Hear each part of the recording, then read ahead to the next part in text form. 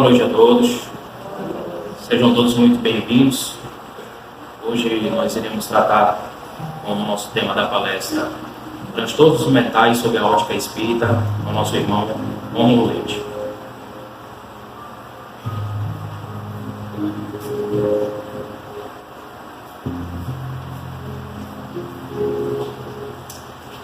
Boa noite a todos, senhores e senhoras. É com muita alegria que eu recebi a oportunidade de compartilhar com vocês nessa casa, Raio de Sol, assuntos que possam despertar o nosso interesse, ao mesmo tempo que possa também trazer algumas consolações. Hoje nós vamos tratar sobre esse palpitante assunto dos transtornos mentais, né? O que diz a doutrina espírita para nós, né? Inicialmente, diante da situação em que estamos vivendo já há muito tempo, nós muitas das vezes nos encontramos estarrecidos diante da violência, diante da miséria, diante das catástrofes naturais, diante da indiferença humana, diante das pandemias, das doenças. E aí, diante daquela visão curta que muitas vezes a gente pode ter, nos questionamos, nos afligimos e ficamos com medo, perguntando o que nós estamos fazendo aqui, por que Deus, já que Ele existe, fez com que a gente passasse por toda essa situação. Onde é que nós iremos parar? Isso acontece devido à falta de conhecimento. Porque Jesus, já naquela época, e está gravado no Evangelho de João, advertiu a necessidade de aprendermos, porque através do conhecimento ele pode nos libertar muitas vezes do pavor, do medo. Então, lá no Evangelho, Jesus já advertia aos seus discípulos e dizia assim aos seus discípulos, gravado no Evangelho de João: se vocês permanecerem então firmes na minha palavra, ou seja, no meu ensinamento, aí sim, verdadeiramente serão meus discípulos. Mas ele completa a necessidade de buscarmos sempre o conhecimento. Quando ele diz: e conhecereis a verdade, e essa verdade vos libertará. Veja que o libertará está no futuro. Então teremos que sempre buscar esse conhecimento para nos libertar. Mas libertar do quê? Do medo, da aflição, do desespero. E tudo é consequência da falta de conhecimento. Então Jesus passou 3 anos ensinando para nós, e quando já estava na hora dele concluir a sua missão encarnado entre nós, sabendo que nós temos dificuldade de absorver o conhecimento dele, deixou outra advertência também.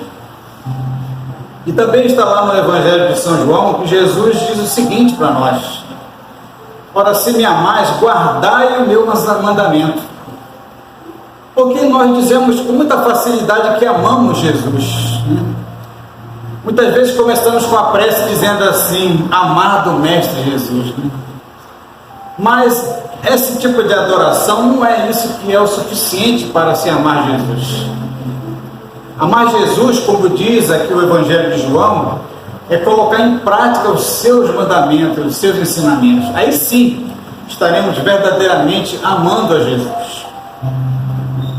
E ele continua essa advertência quando diz e promete no futuro um outro Consolador, porque ele já veio consolar a humanidade, mostrando um Deus bom, um Deus misericordioso, mostrando de uma certa forma, embora ninguém tenha compreendido bem, a imortalidade da alma, a reencarnação, já tinha uma compreensão razoável dos judeus.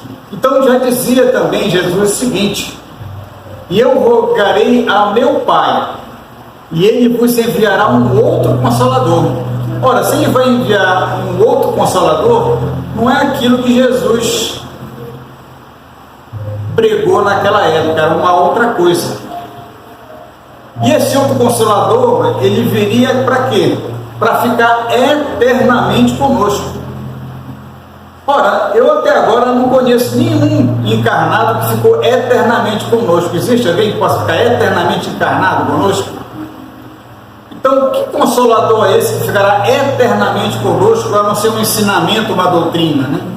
Que é o que faz justamente o papel da doutrina espírita, que é presidido pelo Espírito de verdade.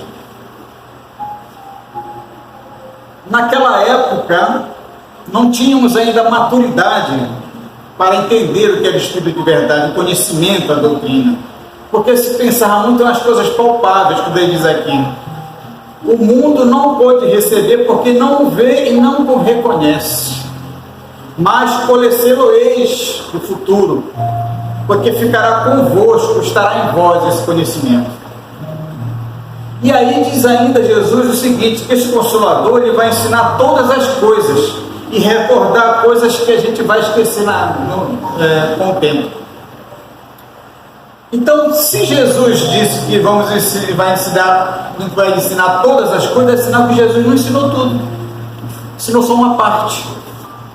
E também vai relembrar, porque ele já sabia que nós, como espíritos imperfeitos, temos dificuldade de fixar o ensinamento, principalmente de colocar em prática. E aí, passado mais de 18 séculos, eis que chega a doutrina espírita e rasga esse véu, abre a cortina da nossa ignorância, do nosso encurtamento de conhecimento da vida e mostra um horizonte infinito para nós, mostrando a doutrina espírita basicamente em 5 princípios o quanto ela é consoladora, quando mostra que nós temos um Deus de infinita bondade, de infinita misericórdia, infinita sabedoria. Então tudo está sob controle do nosso Pai. Outra coisa que acaba com a nossa inquietação é sabermos que somos imortais. Ora, se você sabe ser imortal, você já não tem mais dificuldade para enfrentar a morte física, porque você apenas mudou de dimensão.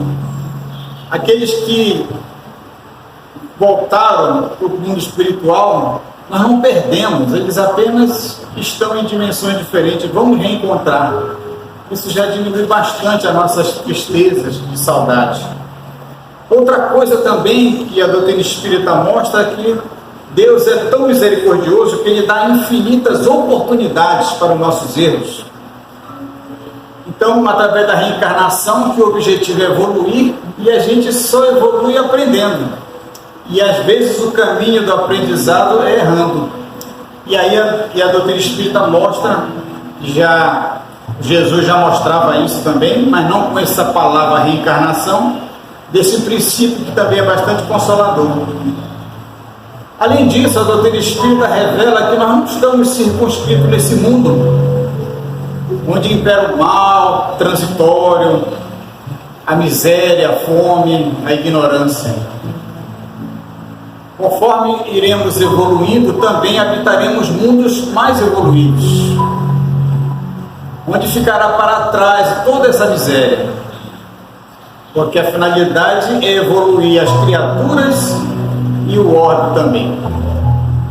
Além disso, aqueles que estão no mundo espiritual podem se comunicar conosco. Muitas vezes a gente não dá importância para os nossos pensamentos, e a maioria dos nossos pensamentos são sugestões daqueles que nos acompanham. E é justamente através dessa comunicação com os espíritos que nós vamos trazer agora o que a doutrina espírita fala sobre esses transtornos mentais, que cada vez está maior na humanidade. Nós todos queremos ser felizes. E um dos sonhos de consumo é ter saúde, não é verdade? Mas o que é saúde? Será que é saúde eu não sentir nada no meu corpo físico? Será que saúde é eu não ser diagnosticado com nenhuma doença pela medicina material? Ou será que saúde é eu fazer um check-up e dar tudo normal no hemograma, na glicemia, no colesterol, eletrocardiograma? Será que isso mesmo é a verdadeira saúde? Veja que já lá em 98, a própria Organização Mundial de Saúde já amplia o conceito de saúde. E ela nos diz o seguinte, que saúde é um estado dinâmico de completo bem-estar físico, mental, espiritual e social. E não apenas ausência de doenças ou enfermidades. Quantas vezes algum de vocês procurou no consultório médico e o médico perguntou como é que está a sua saúde social, sua saúde mental, sua saúde espiritual? Mas veja que desde 98 a Organização Mundial de Saúde tem essa visão bem ampla do que realmente seria essa saúde. O benfeitor espiritual Emmanuel, num livro chamado O Consolador, na questão 95, pergunta para ele o que é saúde do ponto de vista espiritual. Porque ele está dizendo aqui que saúde é um estado dinâmico e completo bem-estar espiritual. Será que nós estamos dando conta, nós estamos cuidando da nossa saúde espiritual? Veja o que Emmanuel nos diz então em breves palavras. Para o homem na terra, aqui, nós, no plano físico, o que é saúde? A saúde pode significar o equilíbrio perfeito dos órgãos materiais, pulmão, coração, intestino, pele, cérebro, etc. Para o plano espiritual, e nós todos somos espíritos, todavia, a saúde é a perfeita harmonia da alma. Como é que está a nossa alma? Está em harmonia? E olha o que é mais interessante. Nós, quando chega uma doença física, nós buscamos fazer de todas as formas para se libertar daquela doença física. Mas Emmanuel vai me trazer uma informação que talvez choque a maioria das pessoas. Ele diz que a saúde é a perfeita harmonia da alma. Mas pasme, ele fala que para a obtenção desta saúde da alma, muitas vezes, olha lá, há necessidade da contribuição preciosa das moléstias e deficiências transitórias da terra. Então, muitas vezes, para mim curar minha alma, que é o que realmente é imortal, imperecível, indestrutível, que ela, quando ela está doente, eu preciso de uma doença física. Nós vamos ver mais adiante que muitos de nós escolhemos no mundo espiritual vir com a doença física para nos curar da alma. Mas a saúde também diz que é mental. A Organização Mundial de Saúde. Ora, mas quando eu estou com um problema mental, eu vou no psiquiatra ou no neurologista para ele ver o que está acontecendo com o meu cérebro, né? Normalmente pede uma tomografia, uma ressonância, um eletroencefalograma, para ver o que está acontecendo. Mas será que realmente a nossa mente está no cérebro? Vejamos aqui a benfeitora espiritual Joana de Ângeles, no livro Autodescobrimento, ela nos dá exatamente essa ideia de onde está a nossa mente. Quando ela diz que o pensamento não procede do cérebro, pessoal. O cérebro, tem a função orgânica de registrar o pensamento e de externá-lo nas suas incontáveis apresentações. Eu estou pensando agora, estou exteriorizando meu pensamento através de palavras. Mas eu só posso exteriorizar meu pensamento porque existe o cérebro quando encarnado. E ela diz o seguinte: o pensamento é a exteriorização da mente, que por sua vez está onde a mente? No espírito. Por isso a necessidade da saúde do espírito. Então, será que a mente tem a ver com as nossas doenças? O corpo físico? Por que a gente não cuida disso? A gente ao amanhecer, a gente cuida da higiene bucal, a higiene do corpo, mas e a higiene mental, para a gente manter uma harmonia, né? Emmanuel, no livro Pensamento e Vida, vai nos dizer o seguinte, então. Veja, ninguém pode dizer que toda enfermidade, a rigor, esteja vinculada a processo de elaboração da vida mental. Ou seja, eu sofri um acidente, bati num poste, aí não quer dizer que foi uma doença mental que causou isso, a princípio. Mas todas as doenças mentais interferem nas nossas doenças ou na nossa saúde do corpo físico. Pensa você guardar um ódio, um rancor, já interfere no estômago, na pressão, na pele, etc. É o que ele diz aqui, ó. Mas todos podemos garantir que os processos de elaboração da vida mental, o pensamento, guardam positiva influenciação sobre todas as doenças. Não é sobre algumas doenças, todas as doenças. Então não basta eu resolver meu problema de gastrite. Eu preciso saber como é que estão meus pensamentos. Senão eu vou tratar só a consequência, não a causa, que está no espírito, nos pensamentos. Emmanuel fecha a questão dizendo o seguinte: o pensamento sombrio, ódio, vingança, ciúme, rancor, egoísmo, qualquer vício, esse pensamento sombrio adoece o corpo que está bom, corpo são, mas também agrava os males do corpo enfermo. Ou seja, se você está bom alimentando os pacientes, você adoece. Agora, se você já está doente com negativismo, você não cura tão cedo.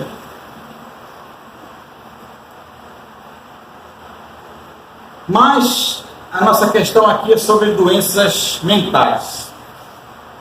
O que o Espiritismo diz sobre essas doenças mentais, não é verdade?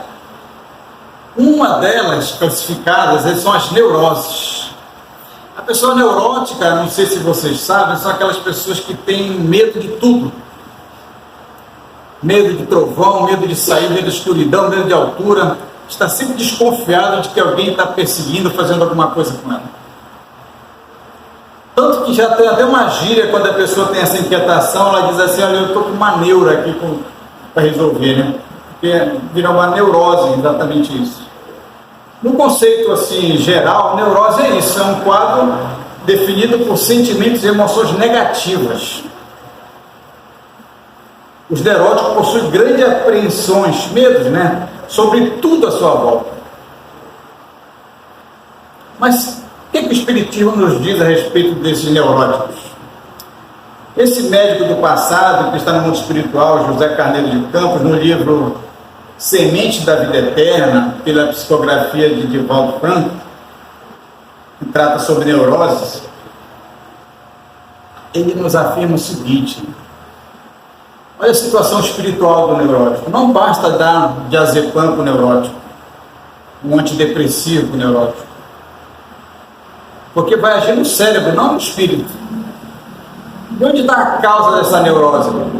Como eu disse, um dos princípios que nos conforta é a reencarnação, porque nós somos imortais, inclusive. Então o neurótico é, antes disso, um espírito calceta, aprisionado dele mesmo, em inadiável processo de purificador. Então ele já vem com essa dificuldade para se reajustar, que está preso nele mesmo, reencarnado para ressarcir, ou por necessidade premente de esquecer delitos e logo os reparar. Então a reencarnação é uma das maiores provas de amor divino, porque dá infinitas oportunidades de nós nos reajustarmos com a lei divina. E aqueles, um deles são os neuróticos, mas chegam nesta situação. Mas quando o neurótico chega ainda com a nossa medicina aqui, é no máximo um ansiolítico, um antidepressivo, não é assim? Ninguém pergunta para ele se ele tem recordações da vida passada. se ele sente um certo sentimento de culpa exagerado, alguma coisa que parece que, por que esse medo de tudo? Será que não é a própria culpa que está perseguindo ele? E aí completa o doutor José Carneiro de Campos: a sua psicosfera, a sua aura, a sua energia que envolve, impõe nos implementos orgânicos do seu corpo físico distonia e desarmonia, mau funcionamento, que se refletirão mais tarde em forma de alienação. Porque o que forma o nosso corpo, como funciona, mais uma vez está dizendo, é a mente. Então, se eu estou com esse desequilíbrio, ele vai acabar transferindo para o nosso corpo, que é decorrência desse nosso estado interior de culpa, como um espírito desajustado. Outra coisa que a gente vem falar é das psicoses. Uma das psicoses mais comuns é a esquizofrenia. Mas o que é a psicose? A psicose, de modo geral, é aquele transtorno em que a pessoa tem alucinações. Está vendo, ouvindo, alguém está sempre perseguindo. É o que diz o conceito básico de psicose, para a gente entender assim, que não é a finalidade desta reunião de hoje. A psicose é a denominação de qualquer doença mental, caracterizada pela distorção da percepção da vida real do indivíduo. O que diz esse doutor Carneiro de Campos sobre essas psicoses? Ele nos dá alguns esclarecimentos sobre nossos irmãos que estão sofrendo de psicoses, como a esquizofrenia. Ele adverte ainda nosso atraso da medicina atual. Não obstante a demorada discussão em torno das psicopatias, de onde ela vem, qual é a causa, já não restam dúvidas quanto aos seus fatores causais, que facultam a eclosão da terrível mal. As causas podem ser externas ou internas. Externa, envenenamento, droga, acidentes, tumores externos. Mas os internos vêm de dentro da alma. É o que ele diz aqui, ó, nos fatores de ordem endógena, exemplo, esquizofrenia, psicose maníaco-depressiva. Essas psicoses se expressam por quê? Mais uma vez, olha lá, é o confronto do espírito com a consciência, com a lei divina. As psicoses se expressam como um processo de autopunição, que o espírito se impõe pelos crimes cometidos em outras vidas e que não foram alcançados pela legislação humana. Eu roubei aqui, achei que passou tudo bem, eu sou esperto, mas quando a gente chega no mundo espiritual, a verdade nos defronta e a gente fica nessa situação e reencarna com essa dificuldade. Em todo problema de psicose, diz Carneiro de Campos, o ser espiritual, o espírito ou alma, é sempre o responsável pela conjuntura que padece. Então a doença, resumindo até agora, está sempre no espírito, não é verdade? Então a esquizofrenia, que é um tipo de psicose, Bezerra de Menezes vai falar rapidamente para a gente o seguinte: a esquizofrenia, que é essa pessoa que está sempre sendo perseguida por vozes, está vendo, alguém está querendo sempre matá-lo, é uma enfermidade muito complexa ainda nos estudos da saúde mental atual nossa aqui. Embora, como ele fala, as pesquisas psiquiátricas e neurológicas têm melhorado, né? Projetado grande luz terapêutica, remédios que amenizam a situação, mas não é ainda o problema. No entanto, diz Bezerra de Menezes, há ainda muito campo a desbravar, o campo espiritual, em razão de as suas origens profundas se encontrarem onde? No espírito que delinque. A consciência individual, que é onde está a lei divina, não se poupa quando se descobre em delito, após a liberação da forma física, quando nós voltamos para o espiritual. Aqui a gente ainda pode enganar, engendrando mecanismo de autorreparação. A gente quer logo resolver essa questão. Ou que lhe são impostos. Às vezes ele está numa situação tão difícil no mundo espiritual que ele pede pelo amor de Deus para reencarnar. Uma coisa que quase não tem, né? Autismo. Tem autismo? Já ouviram falar? O autismo, de uma forma simples, e não é simples, o que é o autismo? Tem a ver com o espírito autismo, será?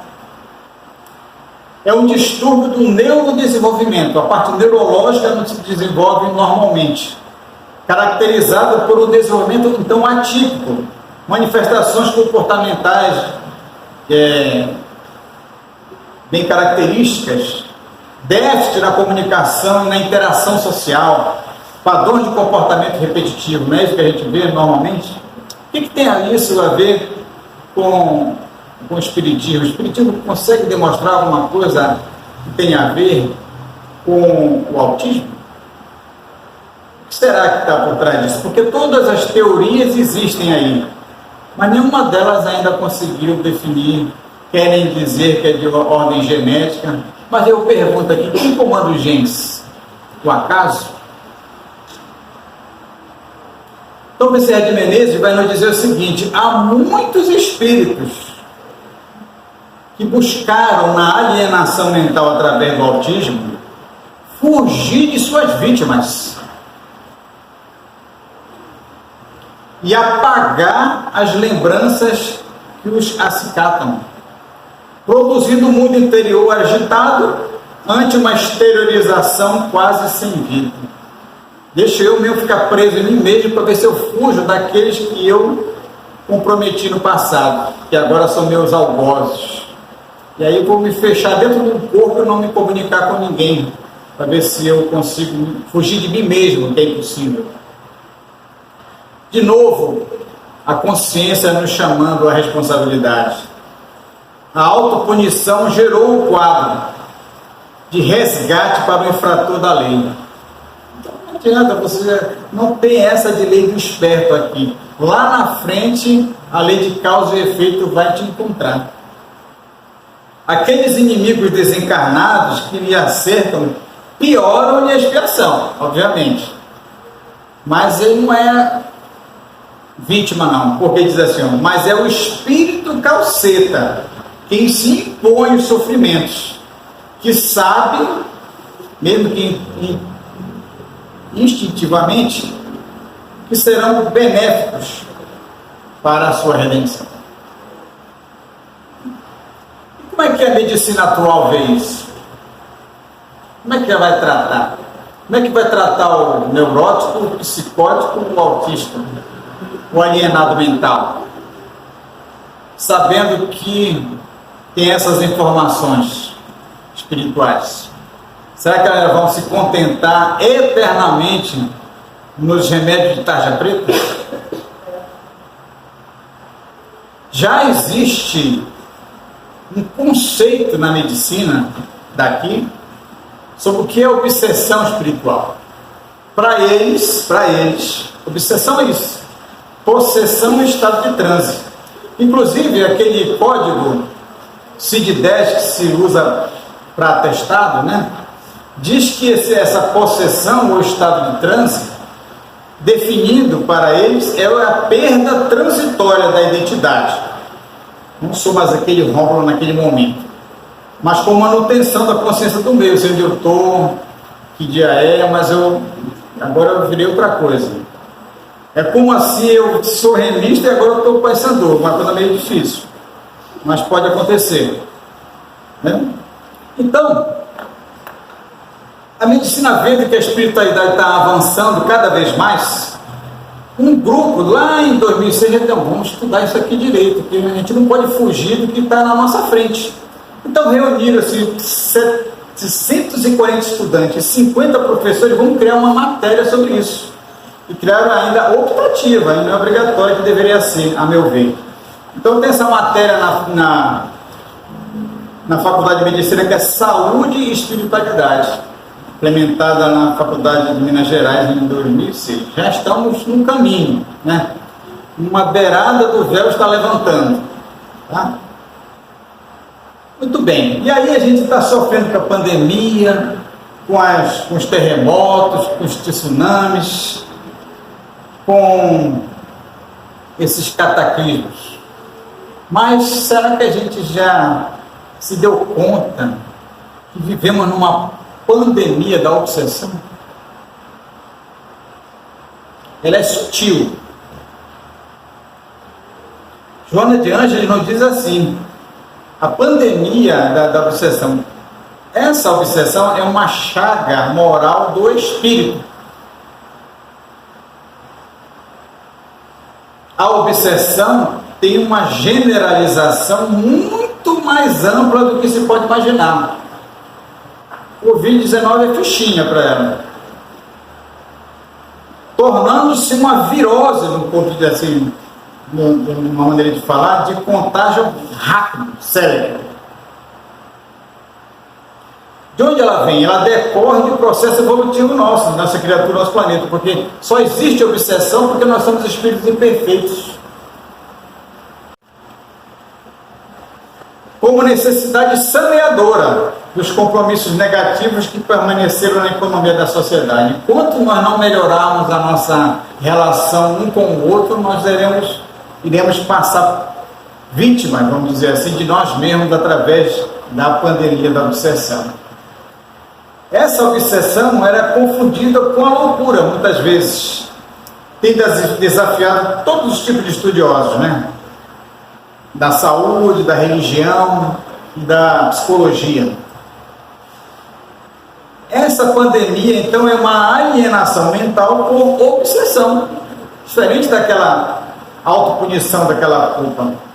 O que é a obsessão? É a imposição, é o domínio, é a ingerência da presença psíquica de um desencarnado no encarnado. Ou seja, um desencarnado está dominando você. E esse desencarnado só está dominando você porque você mesmo não tem autodomínio. A obsessão tem as suas raízes fixadas lá atrás, antecedentes morais dos dois, né? Dois desafetos, que se deixaram vencer pela inferioridade. É por isso que Jesus deu o remédio para isso, que é o perdão 70 vezes 7. Aquele que você não perdoa hoje, você vai ser o obsessor dele. E aí você vai fazer tudo para ele, com outra encarnação, ele vai te obsidiar, e aí vai continuando assim. Por isso que a verdade nos liberta, inclusive dos processos obsessivos.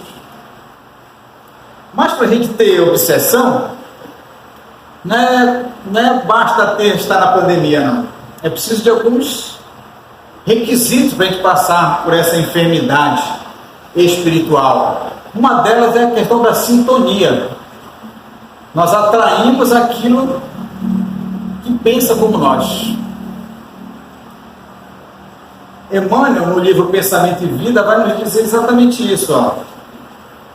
A minha falta cometida, remorso, a culpa, é um pensamento que tem uma placa que os espíritos leem assim: eu estou morrendo de culpa aqui, de remorso. Então, essa falta cometida opera em nossa mente um estado de perturbação, do qual reúnem forças que eu atraio, as forças derivadas do meu arrependimento, as ondas de acusação da vítima do que eu fiz, fora aqueles que pensam exatamente como eu. Então, junta tudo isso, é a minha companhia espiritual. Dentro dessas três coisas, instaurando desarmonia no centro da alma, a percutirem sobre nossa própria instrumentação, sobre o nosso próprio corpo físico. Afirma então o benfeitor espiritual: nossas emoções doentias, quaisquer que sejam, geram estados enfermiços. Como é que estão as nossas emoções? Estão saudáveis ou doentias? Se elas estiverem doentias, você já pode imaginar como está o teu estado de doença física. Pode até estar diagnosticado. A gente vai ver lá na frente que muitas das vezes esses processos obsessivos começam só na alma.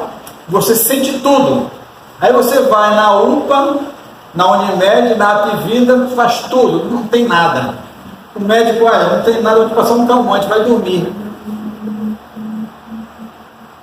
A doença está na alma, ela começa assim. Ele até fica nervoso, porque foi meia-noite que você foi procurá-lo. Mas os exames não aparecem, né?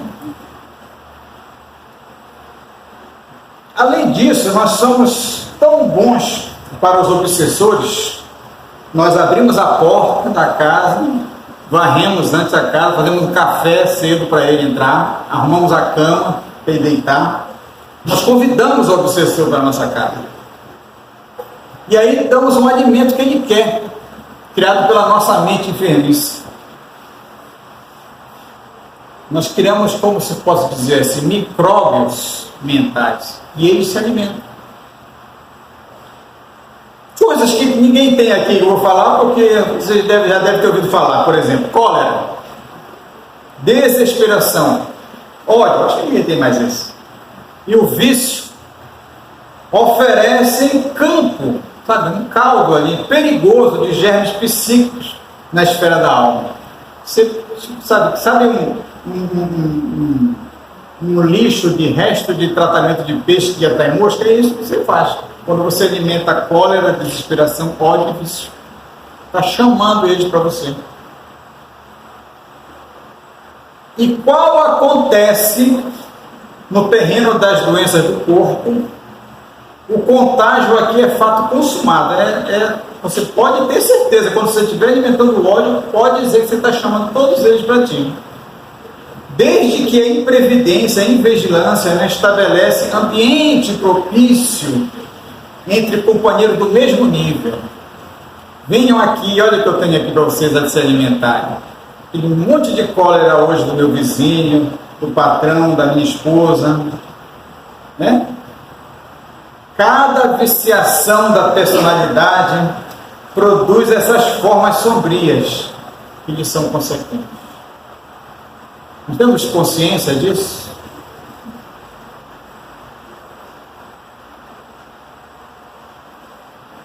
Então a obsessão ela pode nos adoecer, falando da doença da alma, mas a alma, nós estamos encarnados, mas essa alma está vestindo um corpo físico. E o corpo físico é aquele cesto de roupa suja, né? Você está usando e depois você joga para lá. Então nosso ódio, mágoa, fora as energias dos obsessores, atuam na nossa alma, no perispírito. Não sei se vocês já ouviram falar nisso. Mas depois de uma certa condição, essas energias doentias não conseguem mais ser mantidas pelo perispírito. Ele tem que jogar para algum lugar. Então ele joga para o corpo físico. Aí aparece a doença. Então aí você procura o médico. Ele vai tratar o lixo. Esqueci de combater a causa. Manuel Filomeno de Miranda, no livro Entre os Dois Mundos, ele diz o seguinte: a incidência da mente cruel do obsessor sobre os tecidos orgânicos termina por afetá-los, desorganizando a mitose celular. A mitose celular é a divisão da célula. Todas as nossas células são renovadas a cada período. E elas se dividem para recompor aquelas células, mas elas se dividem de uma forma harmoniosa, equilibrada. Sabe como é o nome da doença quando essa mitose é desorganizada? Câncer. O câncer nada mais é do que a mitose bagunçada. Muito bem. Desorganizando a mitose celular, produzindo distúrbio no aparelho digestivo, cardiovascular e abrindo campo no sistema imunológico para a instalação das doenças. Então, se você está com Covid, aí você está assistindo a televisão, olha, vai morrer, o vizinho diz que vai morrer, e fake news vai morrer, você entra em desespero, em energia negativa. Olha a tua imunidade, vai lá para baixo. Não foi o vírus que te causou piora da doença, foi a tua falta de fé. Alimentar pensamentos negativos que diminuem a tua imunidade. Aí você vai num gasto, doutor, eu estou com uma dor no estômago há 50 anos. Mas já tu perdoaste a tua mãe, teu pai? Não. Isso não dá. Não dá para você me dar um remédio para o estômago, por favor? No início, a enfermidade é mais, como eu falei, questão de acordar o plantonista às 2 horas da manhã. No início, a enfermidade é mais psíquica do que física. Você está sentindo, mas não parece onde está, né? Isto é, as sensações são absorvidas do espírito doente, do obsessor, perispírito a perispírito, impregnando o corpo do hospedeiro, obsidiado, com essa parasitose. Até este hospedeiro, né, o obsidiado, incorporar essas energias deletérias que o desgasta no campo vibratório, atingindo a breve prazo a organização fisiológica. Primeiro começa a atuar só sentindo. Tudo bem. Olha o que diz então Manuel Filomeno de Miranda. O número de portadores de doenças orgânicas simulacro, para o médio é simulação. Esse camarada está querendo de atestado para não trabalhar amanhã, né? O número de portadores de doenças orgânicas simulacro, cuja procedência é obsessiva, é muito maior do que pode parecer. Porque não aparece no raio-x ali de cima. E será que isso pode levar ao suicídio? Nós, há muito tempo atrás, ficamos estarrecidos com a bomba atômica em Hiroshima, que morreram 200 mil pessoas. 120 na hora e 80 em consequências de efeitos colaterais. Nossa, a humanidade vai acabar. Pois é, nós jogamos 5 bombas atômicas todo ano no mundo. Porque morrem mais de 1 milhão de pessoas por suicídio. Ninguém fala disso, né? Bezerra de Menezes vai conversando com o Manuel Filomeno de Miranda no livro Loucura e Obsessão e diz o seguinte: o suicídio, Manuel Filomeno, é a culminância, o final de um estado de alienação que se instala sutilmente. Como perde a capacidade de discernimento quando a pessoa está nessa alienação mental, apega-se como única solução para o suicídio. Esquecido-se de que o tempo equaciona sempre todos os problemas, não raro melhor do que a precipitação. Isso aí vai ter que ter fé, resignação, confiança no nosso Pai, né? E o Manuel Filomeno Miranda nos afirma o seguinte: vamos diminuir essa incidência de suicídio? O que nós podemos fazer para isso?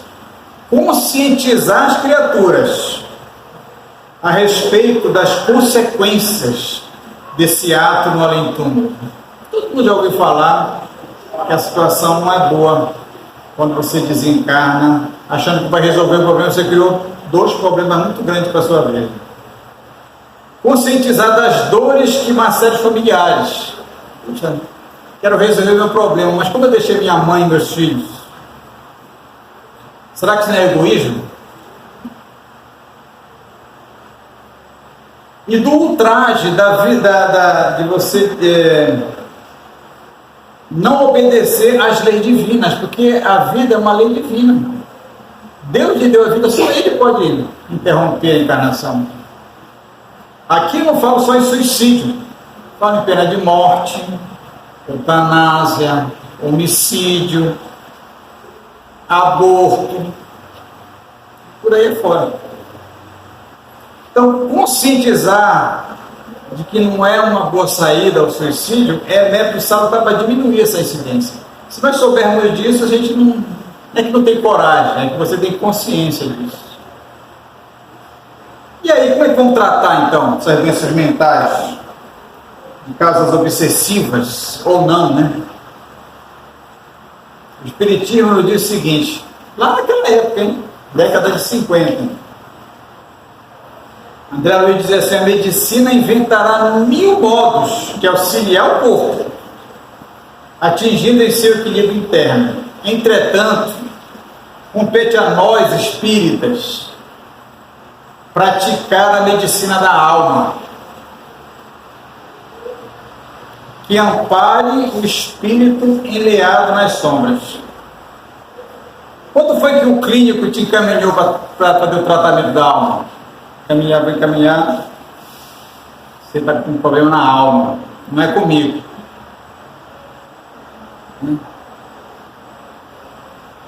Quantas vezes você ligou para o seu convênio, eu queria marcar com um especialista em alma, saúde da alma.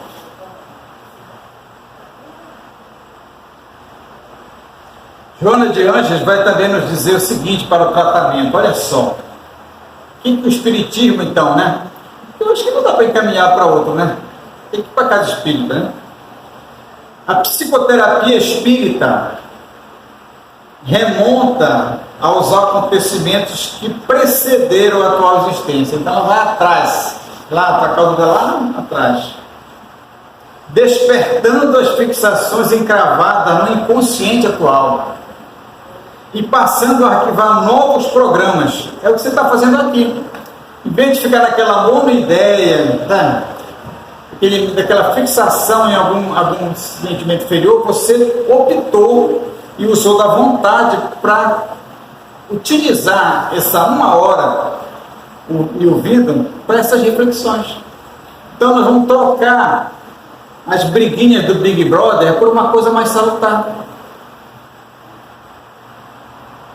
e arquivar novos programas cujos conteúdos emergirão à consciência, liberando desse estado de perturbação. Então qual é o receituário para isso? Esse receituário não vence de data.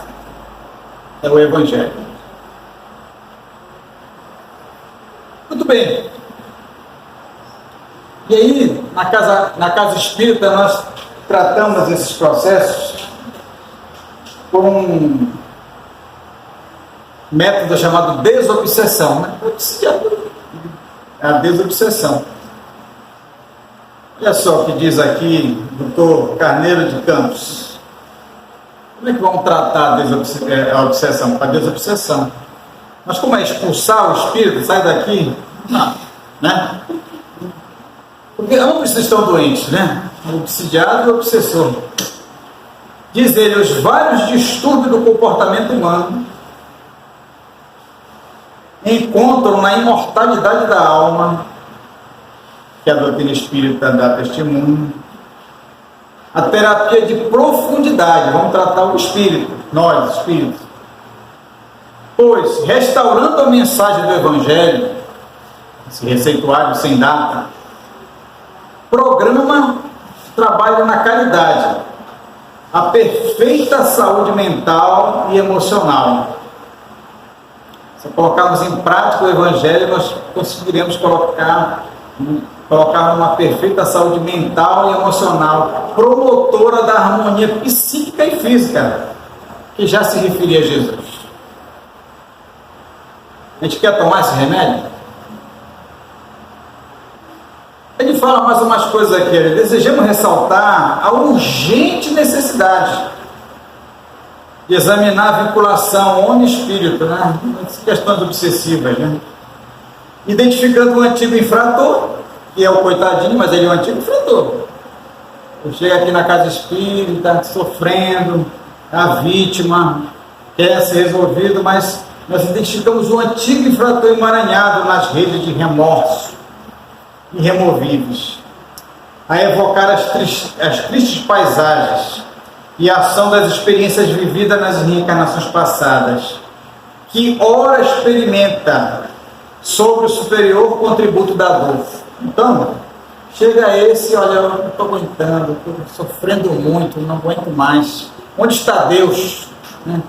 Deixa eu passar por esse processo obsessivo. Pois é, mas Deus criou leis imutáveis e perfeitas. E essas leis foram feitas para nos tornarmos felizes. Toda vez que a gente desvia das leis de Deus, nós criamos sofrimento, criamos dor.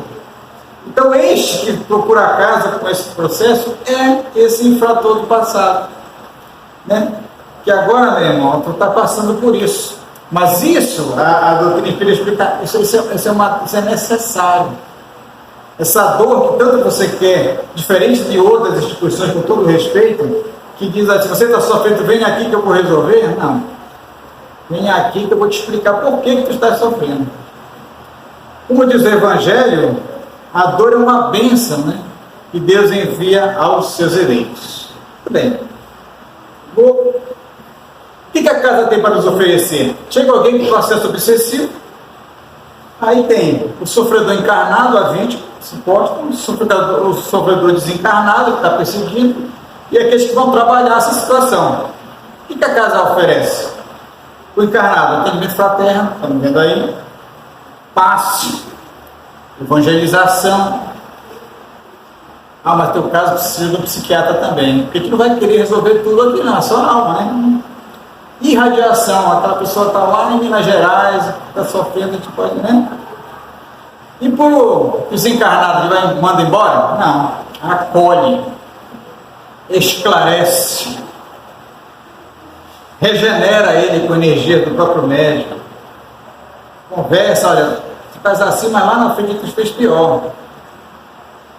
Se ele concordar com a nossa conversa, se for verdadeira, ele pode ser encaminhado, porque está cheio de hospital psiquiátrico, mais do que aqui, no mundo espiritual, está cheio, inclusive para espírito, é o mais lotado.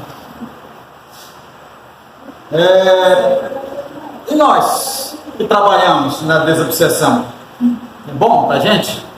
Estamos fazendo caridade. Eu não preciso desse problema não. Estou aqui só para doar, porque eu sou um espírito como médium, só que não. Você vai desenvolver a mediunidade. Até quando? O resto da encarnação. Aprender, olha, esse camarada que apareceu aqui, depauperado, muito mal, ele está assim porque ele fez exatamente o que eu faço em casa. Mudar de atitude, né?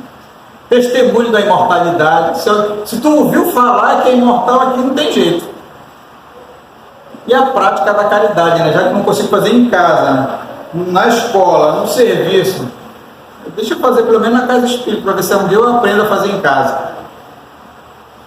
Mas todos os três aqui só tem efeito benéfico se nós aprendermos primeiro a nos diagnosticar, quer encarnado ou não. Eu sou assim, sou hipócrita, sou egoísta, sou invejoso, então é necessário o autodescobrimento. Eu só posso tratar uma coisa depois que é diagnosticado, né? A doutrina espírita tem até umas vacinas já, não é da Pfizer, nem é do Instituto Butantan. 3 vacinas, vamos lá. Emmanuel dá a primeira vacina aqui, ó. Apenas o sentimento reto pode esboçar o reto pensamento. Então, sentimento e pensamento, os quais a alma adoece pela carência de equilíbrio interior, imprimido no aparelho somático, né, no corpo físico, os desvarios e as perturbações que lhe são consequência. Outra vacina. Somente ao preço de nossa incessante renovação mental para o bem, com apoio do quê? Uma coisa que dá até sangramento nos dedos. Okay? Do estudo nobre, do serviço constante, é que superaremos o domínio das enfermidades. Por isso que convido a gente para estudar. Aproveitando os dons do Senhor e evitando os reflexos letais que se fazem acompanhar de suicídio. Joana de Anjos, a autoanálise trabalhada pela insistência de preservação dos ideais superiores da vida é recurso preventivo para a manutenção do bem-estar e da saúde nas suas várias expressões. Bom, eu ia falar da medicina do futuro, mas eu vou deixar para outra ocasião e vou deixar aqui para a gente um recado do médico dos médicos, Jesus. Veja que lá no Evangelho ele já disse, porque na verdade quando nós começamos a estudar sabemos que Jesus é o próprio Espírito de verdade. E lá no capítulo 6, olha, ele já disse isso. Eu sou o grande médico das almas e venho trazer-vos o remédio que vos há de curar. Os fracos, os sofredores e os enfermos são meus filhos prediletos, venham salvar. A gente quer esse médico? Só que é o seguinte, pessoal. Alguns se acham que já estão saudáveis, o check-up está bacana, não precisa fazer nada. Mas Emmanuel diz que todos nós somos doentes. E nem todos querem tomar remédio. Olha lá, somos espíritos enfermos. Nós temos prontuário no mundo espiritual, cada um de nós, com ficha especializada nos gabinetes de tratamento instalada nas esferas superiores, dos quais tu não tem só um médico só para ti, não. Além do anjo de guarda, tu tem um instrutor e um benfeitor da vida maior que nos acompanha e analisa nossas ações e reações. E aí, olha o que o Emmanuel fala para a gente. Mas é preciso considerar que o facultativo é médico, que o facultativo, mesmo sendo o doutor Jesus Cristo, não pode salvar o doente de todo, se o doente persiste em fugir do remédio. Então, o remédio está há milênios para nós. Nós possamos ter consciência, buscar o Evangelho na prática, né? Para a gente conseguir essa harmonia e essa felicidade em trabalhar com Jesus. Muito obrigado.